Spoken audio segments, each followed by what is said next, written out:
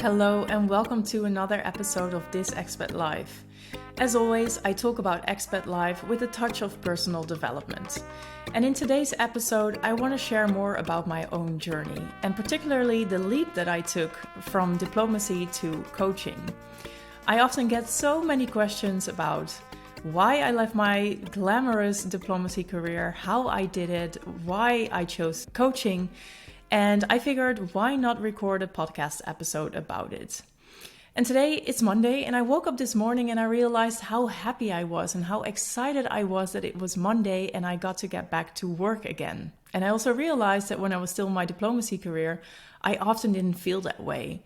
In fact, I dreaded Mondays so often. And yes, I had amazing weeks, months even, in my diplomacy career, especially when I lived in Brazil. And during those times, I really enjoyed my job. I was committed to what I was doing. I was particularly loving my expat life in Brazil. But there were also many weeks that I didn't feel that way. I dreaded the Mondays. I didn't have any energy from Monday to Fridays. I needed the Friday evening to recover. And then on the weekend, I was okay again. But then on Sunday evening, the Sunday scaries started to come up again. I was just dreading work. And if you're interested to hear more about what I liked and what I didn't like in diplomacy, then you can listen to episode number 6, which is all about my experience as a diplomat. But today I want to touch upon a different topic, as I mentioned, and that is really the leap that I took from diplomacy to coaching. Now, for many, this leap came as a big surprise, but for me, it was a super logical change. But what really surprised me was the reaction of my former colleagues. Every one of them, well, let's say almost every one of them said, wow, that is an amazing move. Congratulations. And oh my God, I wish I could do the same. They all said something like, I've also been playing around with the idea of leaving, but I've got a mortgage, or, I can't leave because, and they gave me a few reasons. Basically, what they were telling me in between the lines was, I'm stuck in a golden cage and I envy you for doing what you're doing right now, for leaving. And the fact that almost all of my former colleagues had this reaction really surprised me, because that made me see that actually so many people were thinking about leaving, but none had the courage or the possibilities or the real motivation to do it.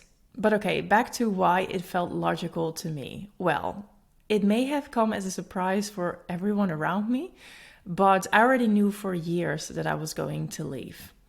I had started my diplomacy career in 2015, and the first year was amazing. It was still the ministry in The Hague. But then in the second year, things started to change a bit already. There were some changes to the work I was doing, some changes in the management team, and things just didn't really fulfill me anymore.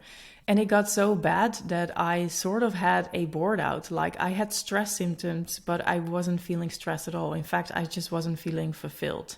And in that time, I also got a coach myself. And so I was really able to go a little bit deeper into what was behind all of this. And working with this coach made me realize that actually I had secret dreams that I wanted to do. I wanted to work more one-to-one. I wanted to help people. And these needs that I had inside of me weren't really being met in the work that I was doing. But by the time I realized this, I was about to go to Brazil, and I really felt so excited about going to Brazil. I mean, I had worked so hard to get there, and I really wanted to experience true diplomat life, not by staying at the ministry in The Hague as a civil servant, but really serving as a diplomat in a foreign country. And where else better than in Brazil, in my favorite continent, in a country that I didn't know so well, actually. So I was super excited to go there, and I told myself, I'm going to serve for 2 years as a diplomat in Brazil, and when I come back, I will quit my job and change my career into something else. What that something else would be, I hadn't quite figured it out at that time. I just had a vague idea that I wanted to do something with business, I wanted to work more one-on-one, and I really wanted to help people feel better. But how and what, I didn't know that at the time. And that was okay, because I still had 2 years to figure it out, because I was going to go to Brazil for 2 years. But those 2 years actually turned into 3. So I stayed for 3 years in Brazil and had the time of my life. But I always had in the back of my mind the plan that I was going to quit my job the moment I would come back from Brazil. But it actually took me over a full year after I had returned to finally quit my job. It wasn't so easy. And in my free time, I was actually sort of preparing for that moment already. I was reading blogs about coaching, about doing business. I was taking a few courses about marketing because I also really enjoyed that kind of stuff. So when I finally quit my job, to me, it just felt like the completion of a long process that had been going on inside of me.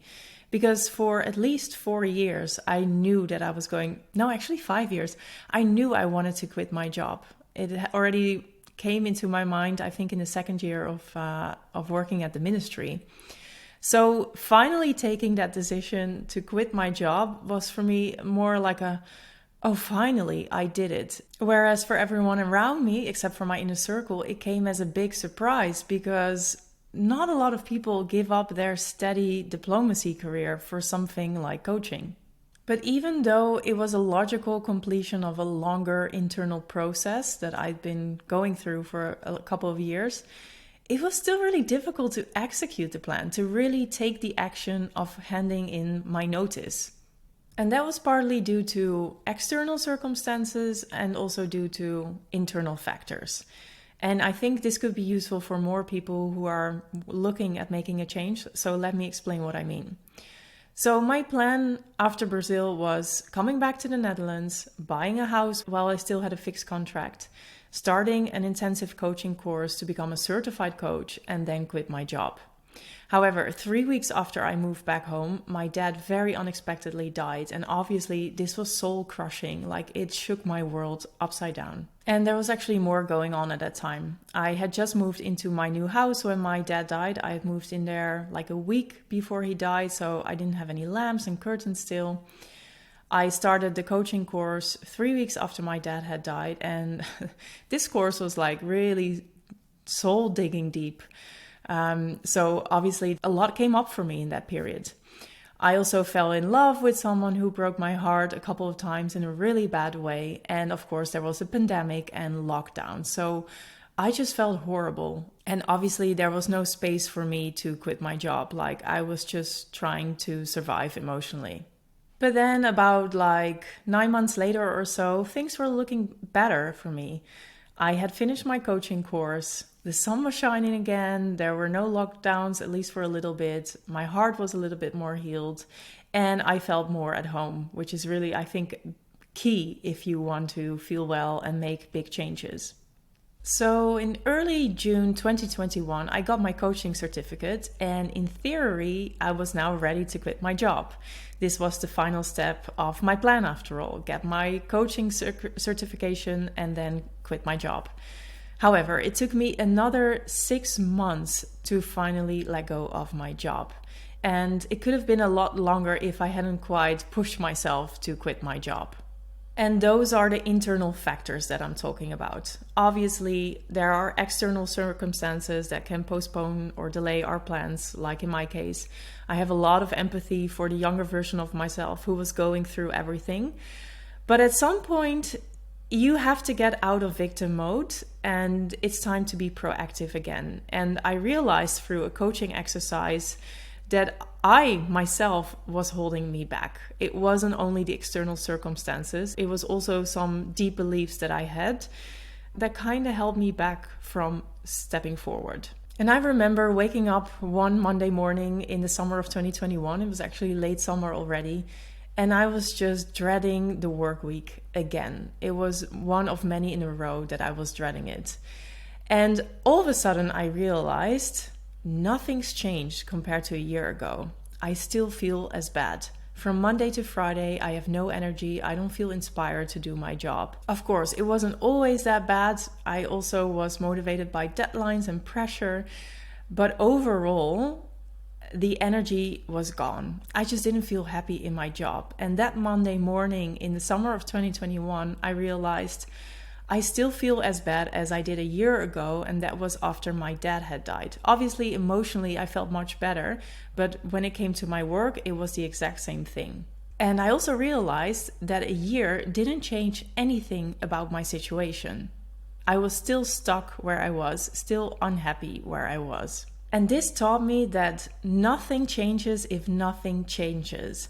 I proactively need to change something to have a different reality, to have a different outcome. I cannot just wait for it to happen. It's really on me to make that change.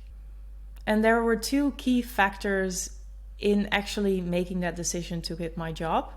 The first one was this coaching exercise I just mentioned that I did on this particular topic. And through a certain model that is about logical levels of change, I realized that the external reality that I was experiencing was actually coming from deeper inner beliefs I had about myself. And I realized I was dealing with a fear of not being good enough. Not only a fear, but it was actually a deep belief about myself that I wasn't good enough, which was down the road holding me back from actually making that step to quitting my job. Because the moment I quit my job, I was going to be on my own and I was going to have to perform and show how good I was. And if you don't believe that you are good enough, then it becomes really difficult to actually make that step because you don't want to be in the position of being judged on your performance. And in my job, I felt secure enough about what I was doing and I felt safe enough. So that wasn't much of an issue. But the deep beliefs were really holding me back when it came to actually quitting my job and starting my own business. So that coaching exercise was really key to realizing that it was all within me that I had to solve so I could have a different outcome. And the second finding or realization was that there is never a perfect moment. I was kind of waiting for the perfect moment to quit my job, to position myself as this amazing coach for expats. But I realized in that summer of 2021, there's never a perfect moment. Obviously, quitting your job just after your world was turned upside down is not a good moment. But waiting for the perfect moment, it doesn't make sense. Because there's always going to be something, either an external event or the deep beliefs that you have about yourself will somehow tell you that it's not a perfect moment. So in that imperfect moment, I decided to quit my job. No, I didn't have a business plan. I didn't have a website ready. I just only had my certification degree. I also needed a bit of time off, but I just knew I just have to quit my job so that everything else will start moving, will get into motion. Because if I just wait for that perfect moment to make that first step, I will wait forever. So why not make that first step already so it becomes the right moment for all the other steps? I hope you're still following me. In my head, it makes a lot of sense. So that realization that the timing never is perfect, and also the insights that I got from that coaching exercise about my deep inner beliefs were really key into that bigger realization of, okay, something needs to change and I need to change to achieve that. And by the way, if you're interested in that coaching exercise, then I've got some good news for you, because I just created a mini training around this exercise so you can apply it to your own life as well. You don't need to do one-to-one coaching with me for it. It's a video training that you can do online at your own pace and at your own perfect timing. You can find the link in the show notes if you are interested. Okay, so back to that summer of 2021, I finally realized that I actually need to take that step to quit my job, and then I just did it. It was really the kick in the butt that I needed for myself to move forward. And I got a really good tip from someone, because I had a holiday planned in September, mid-September, and I wanted to quit my job just before or after my holiday. And my friend told me, do it before your holiday, hand in your notice before you leave, because then you can actually be relieved and really enjoy your holidays in Ecuador. And that was also actually a really good motivation and deadline to keep myself accountable to my decision. So I handed in my notice, left on holidays, had the perfect time in the Galapagos Islands. And when I came back, I knew I only had to work 2 months more. And I was free. I was ready to leave diplomacy. And that's basically the short version of how I made the leap from diplomacy to coaching. But obviously there's more to it. And I also identified a few tips for you. So let me share a little bit more about my own journey. So I often got the question, how did you know that you wanted to become a coach? Well, I've got 2 answers for that actually. And the first is that I kind of always knew somewhat. And I know this sounds really vague, but that was also the vague feeling that I had. So whenever I read about coaching, or I also had a friend who became a coach, I always had this feeling inside of me, like a curiosity, like, oh, this is interesting. And it wasn't just curiosity, it was also like a feeling of knowing that one day I'm going to do that as well. And I had this feeling more often. When I was 18 and thinking about quitting my studies to go traveling, I just knew I'm going to South America, even though I had no reason really to go there because everyone else was in Australia and Asia at that time. But I just felt like, no, I'm going to South America. I had the same feeling around my diplomacy career, about running marathons, all these things that were actually really scary when I thought about it, but somewhere deep in my heart, I knew one day I'm going to do this. I just know. And it was the same with coaching. And I would really advise you that if you are looking for a change in your career, to really be more alert for these kind of feelings and also really allow those feelings to be there. Listen more to your heart, listen more to your intuition, because they've got some really interesting answers for you. And actually what happens a lot with these kind of things is that we suppress what we're really feeling. How often did you not say like, oh, I wish that was something that I could do as well, or I have this idea of starting a business or of doing that, but... And then there comes a list of excuses. And I have to say, it's the same thing that my former colleagues did when they replied to my story about how I was going to quit my job. They all said like, oh, I've been thinking about that, but. And then the buts were always the reasons why they couldn't do it. So they suppressed the real desire they actually feel as well. So allow those desires to be there and listen to what they have to tell you.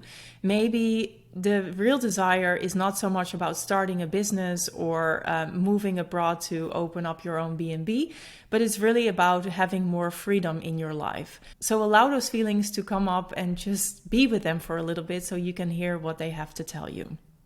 And then the second part of that answer is that actually I didn't know for sure that I wanted to become a coach. I just knew that this was going to be my next big interest. This was something that I was going to pursue. But where that path would take me, I had no idea. And actually I wasn't and still am not interested in knowing where this path will take me. I'm not someone who looks any longer than 5 years ahead. Really, honestly, I think I only look 1 or 2 years ahead of me.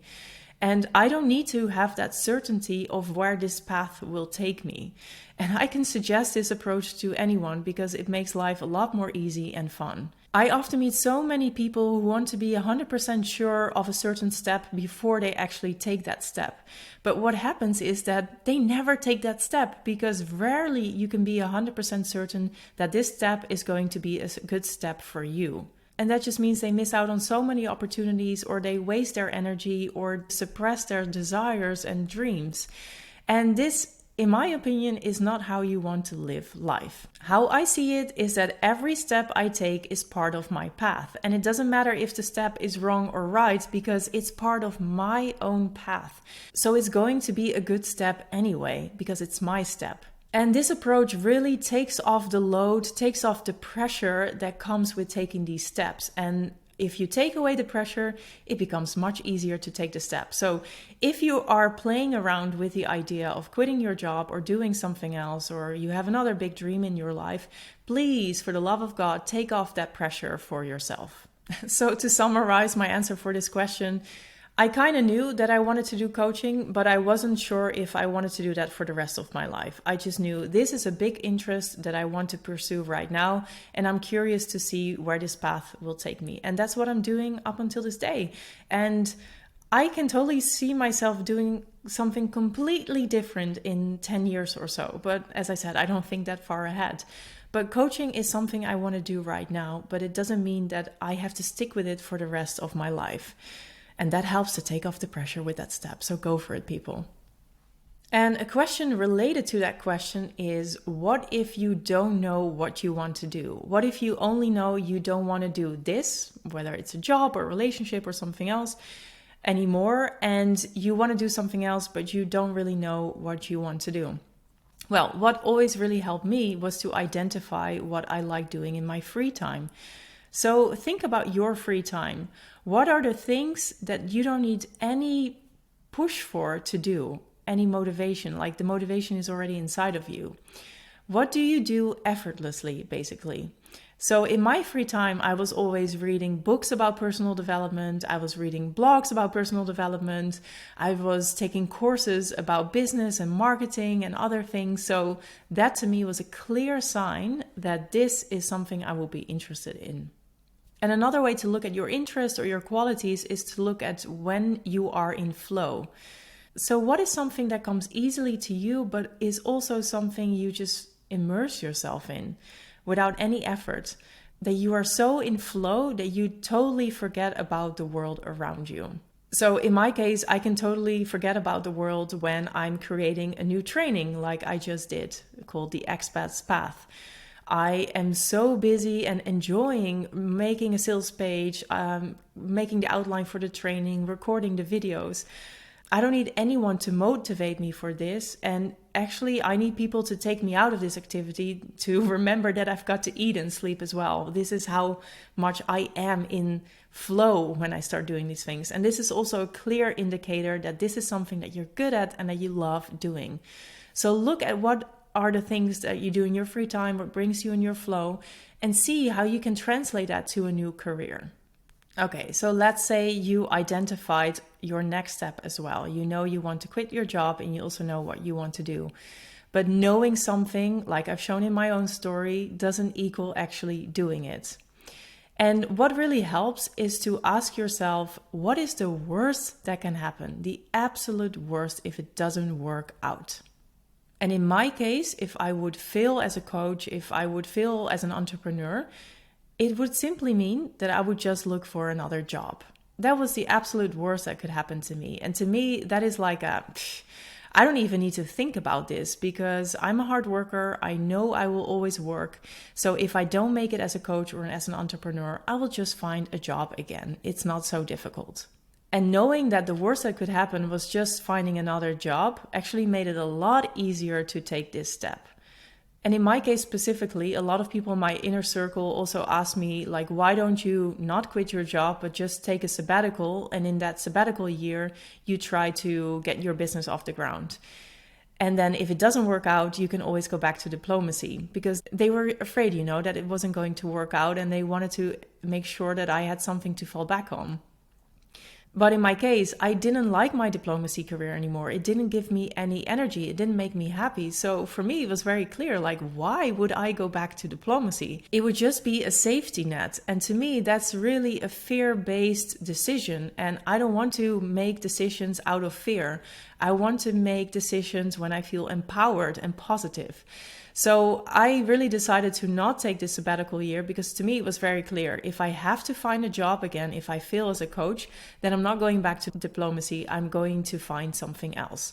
So that also really helped me to really cut off ties with the ministry and not find a more grayish solution. So if you are thinking about quitting your job, ask yourself, what is the worst that can happen? And is that overcomable? And related to that is to make sure that you have a plan. So in my case, maybe you get the idea that I don't think ahead very far and that I make decisions based on my emotions and my passions, which is true for a large part. But I also make plans, and I make financial plans as well. So since I already knew for quite some time that I wanted to quit my job and become a coach, I already invested in myself when I was still living in Brazil. So I invested my money to buy courses about marketing and sales, etc. I invested in the coaching training that I had for a year. But I also made sure that I had some financial buffer. So I saved a lot of money because I knew I'm going to quit my job and the first year as an entrepreneur is not going to be a jackpot. So I need a financial buffer. And I also knew I wanted to buy a house, and it is a bit more difficult when you are an entrepreneur, especially when you're a starting entrepreneur. So I made sure I bought a house before I gave up my fixed contract. So be smart when you're quitting your job. Like, what is a financial plan that you can make for yourself? And how can you invest in yourself, especially in your skills, already while you're still in your full-time job? The more you can train your skills, the better you can become at starting that business or in your new career if it's in a completely different field. So what can you do already, even though you might not want to quit your job yet, that will help you get a smoother transition. Invest in those things now already. And then I have a final tip for you, and that is to have a strong belief in yourself and to stick to your dreams. Because there are two things that happen when we are leaving our comfort zone. And the first one is from the people in our inner circle. They do this out of love, so don't blame them for it. But what happens is that the moment that you leave or want to leave your comfort zone, they are going to worry for you. They're worried that you're not going to succeed, and they want you safely. They want you to be thriving in life, and staying in your comfort zone simply offers more security. So they will try to keep you in your comfort zone, or otherwise make sure that you don't go too far from it. So in my case, I had people who suggested that maybe I should take a sabbatical instead of quitting my job, or having a part-time job next to the side so I could ensure a bit of money coming in the first year. And so whenever you leave your comfort zone, your inner circle will respond to it. So make sure that you have a strong belief in yourself so you can really ground yourself in your dreams and stay your course. And the other thing that happens is that the people who are a bit more out of that inner circle, your acquaintances or maybe relatives, they will also say something about this. And this will not always be in a loving way. This is what I learned when I quit my studies at age 19 to travel South America. The people that were truly, really supporting me, I think they were not more than 10. I think they were just 5 or 6 actually. All the others had criticisms, and they told me it's not possible, I shouldn't do this, what are you thinking, etc., etc. And what happens when you leave your comfort zone with these people in more like the outer rings of your social network is that you leaving your comfort zone reminds them of their own comfort zone. And that reminds them of their own dreams that they're not pursuing. And this triggers a lot of, well, I wouldn't say hate, but kind of like frustration inside of them. And they just give that to you. So they respond from a place of frustration with themselves because you remind them of their own dreams that they will never pursue. So again, you need to have a strong belief in yourself and not listen to those people. And to keep that strong belief in yourself and your dreams, and okay, this is really the final tip. And this is one that I advise to anyone who wants to pursue something new. It doesn't have to be a big career change. And that is find role models who have already achieved what you want to achieve. It is so helpful, and you really cannot underestimate this, to have people in your environment or your networks who have already got to where you want to go or where you're trying to go. So when I quit my job and wanted to become an entrepreneur, I didn't have any entrepreneur friends, like zero. And it was very difficult for me to find that inspiration around me. And what I did is that I found that inspiration online. You don't need to have role models in your physical surroundings nowadays. Internet works just as well. So if you're thinking of a big career change, but you're not yet in the process of quitting your job, then find those role models already. So if you want to become an entrepreneur, find entrepreneurial role models. If you want to start your own B&B abroad, then watch one of those TV shows. There are plenty about people who are moving to another country to open their own B&B. Make sure you have role models, and online works, but if you can find them in your own surroundings, in your networks, even better. So what I did when I didn't have any entrepreneur friends was to actively find them. And now I have this big network of friends who are starting entrepreneurs just like me. And it's so inspiring and so helpful to have them. And having those successful role models in your field or in the goal that you want to reach really tells your brain, gives you signals to your brain that yes, this is possible and it's possible for you as well. So if you find yourself alone in your dream and your inner and your outer circles are not really supportive, make sure you have those role models to look up to and to tell yourself, hey, this is possible. I just need to stay my course and do what they are doing or find my own way, but I will reach it eventually. Okay, I can go on and on, but I think it's good to end this episode here. These were my tips. This was my own journey from quitting my diplomacy career and starting my own coaching business, and about how I took the leap. I really hope it was inspiring to you as well. I often get messages from people who are also playing around with the idea of quitting their career and doing something completely else. So I really hope that this episode inspired you and gave you a few practical tips of how to get there. And as always, I would love to hear what you thought of this episode, if it resonated with you, and how hopefully it helped you to take that leap. And if you need a little bit of support in knowing what you need to change at what level, maybe you need to change something about your skills or your deep beliefs, like I was talking about in this episode, then I've got a new training for you, which is called the Expat's Path. And this is an online video training that you can do at your own pace and in your own time that will help you analyze your situation, the situation that you're not really happy with, and at what level you need to make change, so that you're not stuck in finding excuses or just buying another course because you think you need to work on your skills, whereas actually you need to start working on your beliefs or your identity or your mission. These terms are actually coming from the model that I use in the training. So I'm not going to share too much about it here, but if you are interested, you can find the link to my website in the show notes. And what is great is that you don't need to wait for this video training. After purchase, you can start right away. So if you feel frustrated about your career situation at the moment and also inspired by this episode, you can take the next step right away and do this training. All right, that's it for now. I really love sharing my story and my tips with you, and I will see you in the next episode of This Expat Life.